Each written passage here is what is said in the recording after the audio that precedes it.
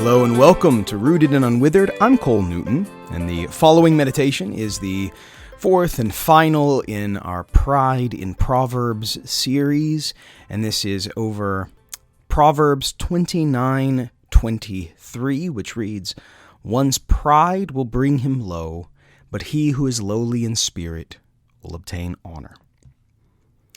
We only need to survey the culture around us to find evidence that the first half of this proverb is true. Secularized individuals, I say this instead of secularists simply because many people would certainly not call themselves secularists and yet have nonetheless been thoroughly secularized, which is what has happened to liberal Christianity. These people are certainly those most supportive of celebrating pride as though it were a virtue. This is the same demographic that evidently faces the sharpest battle against despair. These two facts are related by causation, not mere correlation. No amount of affirmation and applause can change reality, both around us and within us. Like Lucifer, our greatest attempts at self-exaltation will always result in being cast down into the pit.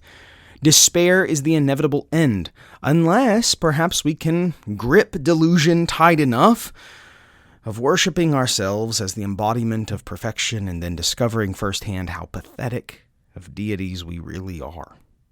The exalted will certainly be brought low, and yet the humble, said Jesus, will be exalted. That is, the lowly in spirit will obtain honor. Or, to put it another way, in the words of Jesus again, "Blessed are the poor in spirit, for theirs is the kingdom of heaven."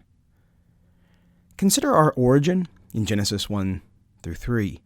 After creating and filling the cosmos, God made his man in his own image. The first man and woman were then given dominion over all the earth to cultivate it and to fill it with more image bearers.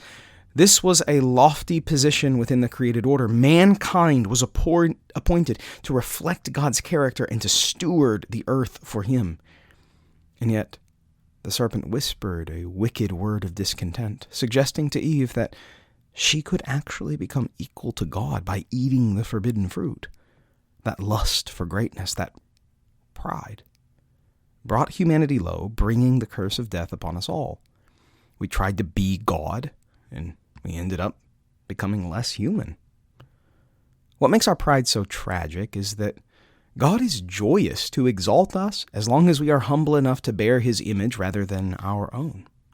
Full submission to him means becoming fully human and the earthly representatives of God himself. We cannot accomplish such a task.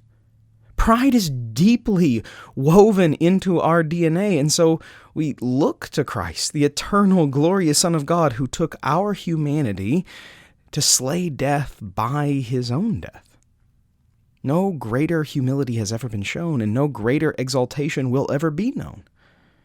We now find the greatest honor in submitting ourselves to his lordship, in laying our lives and selves at his feet to be used as he sees fit. And all who refuse to give their humble fealty to this king, he, to quote Psalm 2 verse 9, shall break them with a rod of iron and dash them in pieces like a potter's vessel. Pride is not, and never will be, virtuous. Humility, however, ever shall be. Thank you so much for listening. For more resources for knowing and loving God's Word, please visit bcnewton.co. And until next time, grace and peace.